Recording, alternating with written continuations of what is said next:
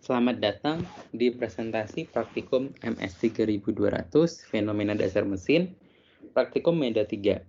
Saya Nabil Afkin, 1318076 dengan mentor Bapak Panji Prawisuda akan mempresentasikan judul praktikum yaitu pengaruh jenis tumpuan dan posisi gaya eksternal pada titik kritis sistem serta gaya minimum untuk mencapai failure pada objek kayu balsa.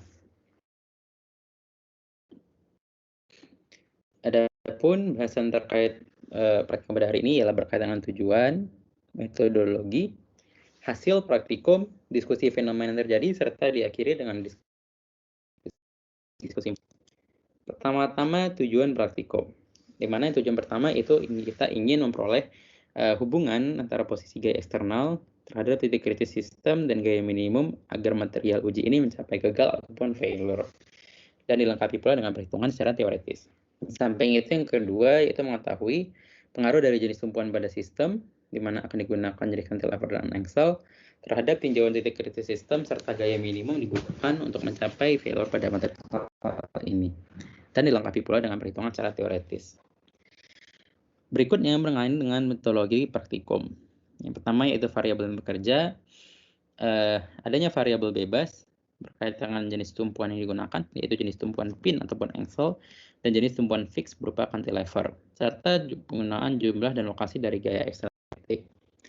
Adapun variabel tetap di sini yaitu berkaitan dengan ukuran kayu balsa sebagai material dari uji di berbagai kombinasi yang akan dilakukan. Secara simpel akan ada dua jenis variasi tumpuan dan ada pula dua jenis variasi gaya eksternal, di mana penggunaan ini akan menghasilkan 4 kombinasi secara total. Dan secara skema yang telah disebutkan di awal berdasarkan proposal telah disetujui, terdapat beberapa koreksi. Yang pertama itu penggunaan galon sebagai pengganti meja karena ketiadaan dua buah meja dengan tinggi dan kedataran yang sama dalam praktikum ini. Lalu juga menggunakan botol air minum sebagai pengganti ember karena dimensi ember yang kurang memungkinkan untuk dialokasikan di bagian tengah dari batang uji. Lalu juga penggunaan paku sebagai pengganti lem serta plastisin memberat yang dimodelkan sebagai jenis tumpuan cantilever. Yang mana berdasarkan hasil trial and error, penggunaan metode tersebut mengalami kegagalan karena sambungannya lepas. Lepas bukan karena material gagal, tapi lepas karena memang kekuatan dari tumpuannya yang kurang memuaskan. Lalu terakhir penggunaan jepitan dan obeng sebagai pengganti angsel standar industri sebelumnya, karena kurang diyakini mengenai dengan ukuran dimensi dari batang uji yaitu 4 mm x 4 mm memenuhi standar industri untuk angsel pada umumnya. Oke, berikutnya berkaitan dengan alur eksekusi. Diawali dengan persiapan sistem dan aparatus percobaan, diikuti pula dengan persiapan dari jenis tumpuan, baik tumpuan angsel maupun dari jenis tumpuan cantilever. Lalu diikuti dengan proses pengukuran dimensi dari kayu batang uji, di mana hal tersebut dilakukan untuk menentukan di mana posisi gaya eksternal nantinya, serta diikuti pula dengan proses pembebanan dan penambahan beban dari pengujian.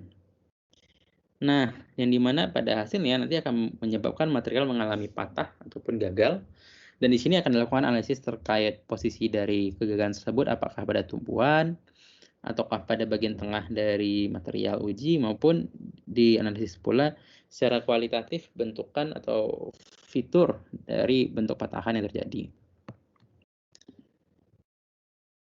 Oke, bagian berikutnya mengenai dari kombinasi pembebanan.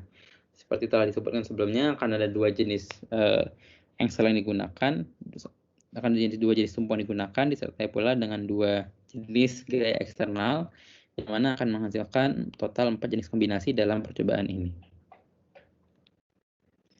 Nah, kita lanjut ke bab berikutnya, itu berkaitan dengan hasil praktikum, yaitu untuk kombinasi yang pertama.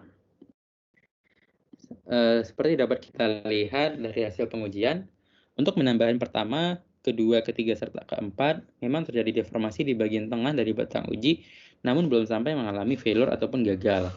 Sementara itu, pada pengujian yang kelima, yaitu pada total beban 800 gram lebih, terjadi fenomena di mana batang uji mengalami failure di bagian tengah, seperti dapat dilihat pada video di sebelah ini.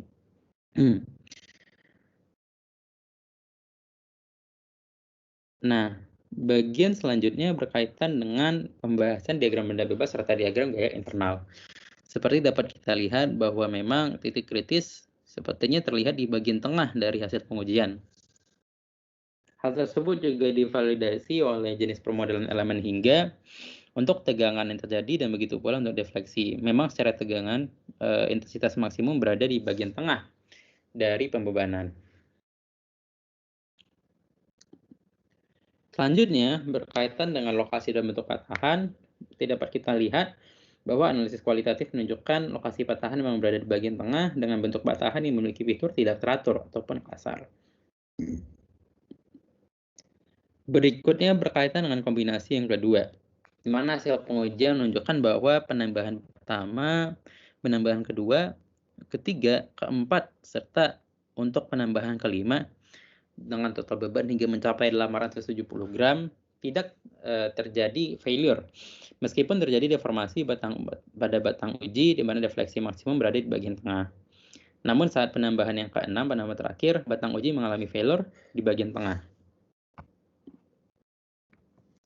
Selanjutnya berkaitan dengan DBB, yaitu diagram benda bebas dan diagram gaya internal dihasilkan. Memang dapat dilihat bahwa titik kritis itu bisa terdapat di bagian ujung maupun bisa terdapat di bagian tengah dari pengujian. Dan kita dapat bisa lihat bahwa hasil plot untuk elemen hingga dari tegangan maupun dari defleksi memang terlihat titik kritis, salah satunya intensitas maksimum berada di bagian tengah dari material. Meskipun di bagian ujung juga terdapat intensitas yang cukup serupa. Dan kita dapat menyimpulkan dari hasil kualitatif bahwa lokasi patahan memang berada di bagian tengah dengan bentuk patahan yang turut sama seperti sebelumnya, fiturnya kelihatan sembarang dan tidak rapi. Berikutnya berkaitan dengan kombinasi yang ketiga, di mana pengujian dilakukan dengan menggunakan dua jenis gaya eksternal pada dua titik yang berbeda pula. Untuk penambahan beban yang pertama serta untuk pengujian yang kedua, memang terjadi deformasi pada batang uji, seperti dapat kita lihat, namun tidak terjadi failure. Sementara itu, pada penambahan ketiga, untuk massa total sekitar 550 gram, batang uji dapat kita lihat mengalami failure di daerah bagian ujung atau dengan kata lain mendekati dari daerah tumpuan. Seperti diilustrasikan oleh video berikut. Selanjutnya, kita dapat membahas terkaitan kembali dengan diagram benda bebas dan diagram gaya internal, bahwa memang kita dapat bisa lihat titik kritis itu akan semakin possible ya, semakin memungkinkan untuk berkembang dan terjadi di bagian ujung atau dengan kata lain pada bagian tumpuan. Dan ini juga divalidasi oleh permodelan elemen hingga bahwa intensitas tegangan tertinggi itu berada di bagian ujung, meskipun defleksi berada di bagian tengah. Dan ini divalidasi oleh analisis kualitatif bahwa lokasi patahan di bagian ujung dengan turut pula bentuk patahan seperti sama sebelumnya, menunjukkan bentuk fitur yang tidak teratur ataupun tidak rapi. Untuk pengujian terakhir menggunakan jenis tumpuan engsel serta cantilever, bahwa untuk pengujian pertama memang terjadi deformasi pada batang uji namun tidak sampai mengalami failure. Namun saat penambahan yang kedua, batang uji mengalami failure tepat di bagian ujung, yaitu mendekati dari tumpuan. Berikutnya kita coba menganalisis sedikit terkait dengan diagram benda bebas dan gaya internal, di mana dapat kita lihat bahwa memang kelihatannya titik kritis itu akan terjadi di sekitar dari tumpuan,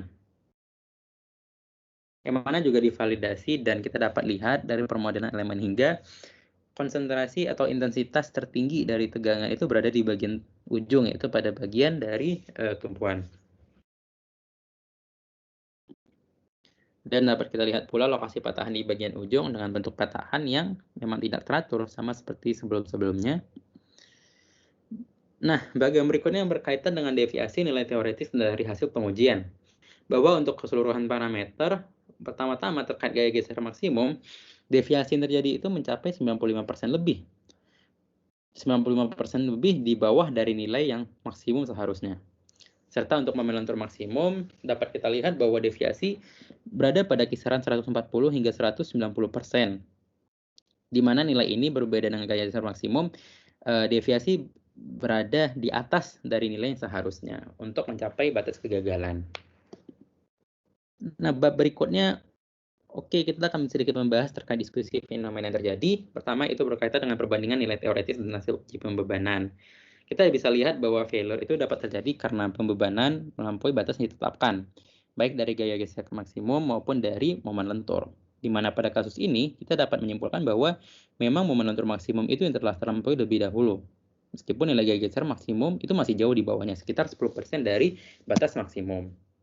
Dan oleh karena itu, jika ingin disesuaikan dengan safety factor ataupun keperluan desain nantinya, maka pastinya parameter yang ada nantinya perlu ditimbang ulang, seperti parameter B, yaitu lebar maupun H tinggi dari material penampangnya ketika emang ingin melakukan suatu hal yang berbeda, ataupun bahkan menggunakan jenis material yang berbeda pula.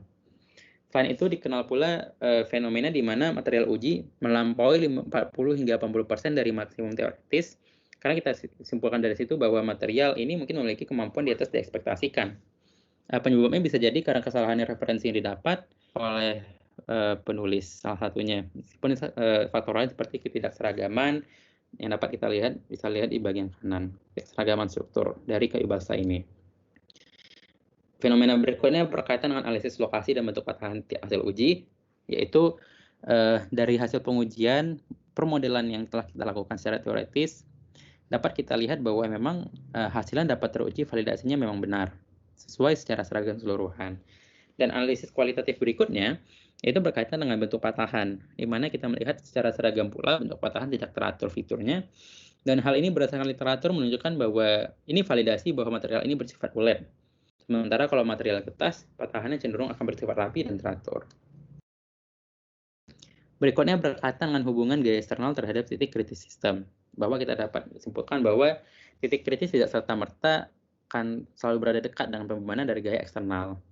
Ya, meskipun hal ini dibuktikan oleh kombinasi pertama dan kedua, tapi pada kombinasi ketiga dan keempat, kegagalan justru terjadi di bagian ujung dari material, bukan serta-merta mendekati dari bagian gaya eksternal. Oleh karena itu, dasar analisis ini kita perlu tinjau lebih lanjut, khususnya akan lebih bijak jika menganalisis secara langsung dari segi diagram momen serta dari segi diagram gaya. Nah, berikutnya berkaitan dengan fenomena hubungan gaya eksternal dan gaya minimum failure. Bahwa poin pertama yang disampaikan ialah penambahan jumlah dan titik dari gaya eksternal tidak selalu disertai dengan peningkatan signifikan dari diagram gaya internalnya. Terlebih fokus utama kita pada momen lentur, di mana memang parameter ini mencapai gagal terlebih dahulu dalam pengujian ini. Dan lebih lanjut pula, terdapat faktor lain menyebabkan bias, di mana pembebanan dilakukan untuk penambahan air sekali 160 ml dengan asumsi densitas 1 gram per mililiter, maka penambahan beban sekali 160 gram. Oleh karena itu, peneliti juga sedikit meragukan terkait kepresisian besaran beban yang sebenarnya ketika material memang benar-benar mengalami kegagalan karena keterbatasan alat yang digunakan. Berikutnya berkaitan dengan pengaruh jenis tumpuan terhadap titik kritis sistem, bahwa penulis ingin menyampaikan bahwa penggunaan jenis tumpuan serta-merta turut menentukan titik kritis terdapat dari suatu sistem, dan tumpuan jenis cantilever itu cenderung lebih beresiko dalam tumpuan karena apalagi ketika ada gaya eksternal yang bekerja secara normal, di mana akan terbentuk fenomena momen pada titik yang berlangsung dibandingkan dengan jenis tumpuan engsel. Dan terakhir, jenis tumpuan tidak memiliki pengaruh berarti dari pada gaya minimum untuk failure, karena itu terbukti dari berbagai kombinasi telah kita lakukan, dan sepertinya penggunaan jenis tumpuan beda memiliki pengaruh pada momen lentur dan gaya, sehingga hal tersebut lebih layak untuk ditinjau lebih lanjut. Nah, bahasan terakhir berkaitan dengan kesimpulan dan saran.